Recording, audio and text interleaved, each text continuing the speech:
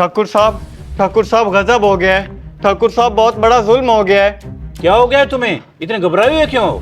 क्या जुल्म हो गया है? ठाकुर साहब, आपके छोटे बेटे बिलाल ने आपके पुराने मुंशी नजीर की बेटी निकाल ली है। ये तुम क्या कह रहे हो? मुझे ये बताओ, इस वक्त बिलाल किधर है? ठाकुर साहब, मुझे ये तो नहीं पता, लेकिन मुझे लगता है अभी वो डेरे में ही आएगा। फरजाना, तुम एक दफा अंदर जाओ। ये तुमने क्या कर दिया है? तुम्हें जरा शर्म नहीं आई? तुम्हें जरा डर नहीं लगा किसी की इज्जत को यूं नीलाम करते हुए? और किसी की इज्जत नीलाम नहीं हुई। मैं फरजाना से मोहब्बत करता हूँ और उसी से शादी करूंगा। तुम्हारे लिए यही बेहतर है कि तुम चुप रहो। सुन रहे हैं अब्बा? तो मोहब्बत का ये मतलब है कि तुम्हारे किसी की इज्जत खराब करोगे, किसी की बेटी को यूं घर से निकाल लोगे? तुम चुप रहो। तो ये अगर वो ले ही आया तो क्या हुआ? हम ठाकुर हैं, हम कुछ भी कर सकते हैं। आप किसे बता रहे हैं अब्बा? ये तो एक नंबर का बुज़दिल है, इसमें तो हिम्मत ही नहीं है। ये तो जरा सी बात पर डर जाता है। अगर ये लड़की वापस जाएगी तो इस इलाके में मेरी बेइज्जती होगी। ये लड़की यहीं रहेगी। उस मुंशी का तो मैं पैसों से मुंह बंद कर लूंगा। सुन लो, तुम तो हो ही बुज़दिल। जाओ और जाकर अपना कोई काम करो। अब्बा, हम गरीबों के पास एक इज्जत ही तो थी, वो भी आज लुट गई। अब हम क्या करेंगे? तुम फिक्र ना करो बेटा, अल्लाह ने चाहा तो कुछ नहीं होगा। और ख्याल रखना, ये बात बाहर ना निकले। वो तो ठीक है, लेकिन हम उसे वापस कैसे लाएंगे, ये तो बताएं। मैं उसे पुलिस की मदद से वापस ले आऊंगा।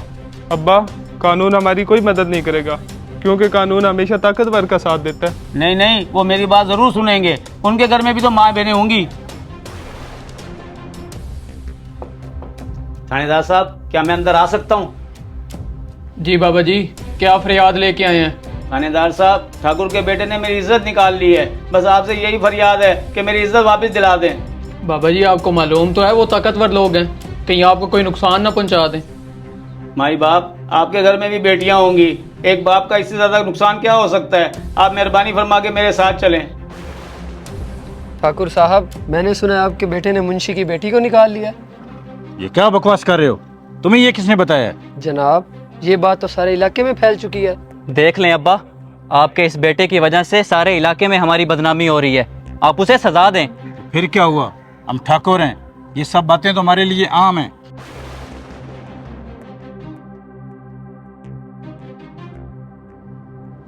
जी थानेदार साहब, कैसे आना हुआ? इतना मासूम बनने की जरूरत नहीं है। आपको मालूम है कि मैं क्यों आया हूँ। बेहतर तो यही है कि बच्ची वापस कर दें। थानेदार साहब, ये हमारे घर का मामला है, हम मुंशी से खुद ही तय कर लेंगे। वैसे भी मेरे बेटे ने कुछ गलत नहीं किया।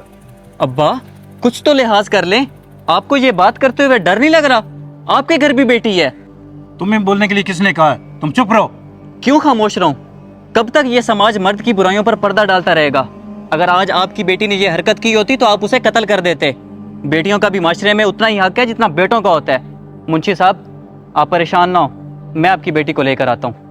आज के दौर में जहां बेटों को हकूक़ दिए जाते हैं और उनकी गलतियों को छुपाकर उन्हें बचाया जाता है, वहीं इसी तरह हमें बेटियों को भी हकूक़ देने चाहिए और उनकी बात को भी सुनना चाहिए, ना कि उन्हें गैरत के नाम पर लटकाना चाहिए। जब मर्द और औरत को बराबर हकूक़ मिलेंगे तब माशरा खूबसूरत होगा। अगर आपको हमारा ये मैसेज पसंद आया तो इसे अपने दोस्तों तक ज़रूर पहुँचाएँ। शुक्रिया।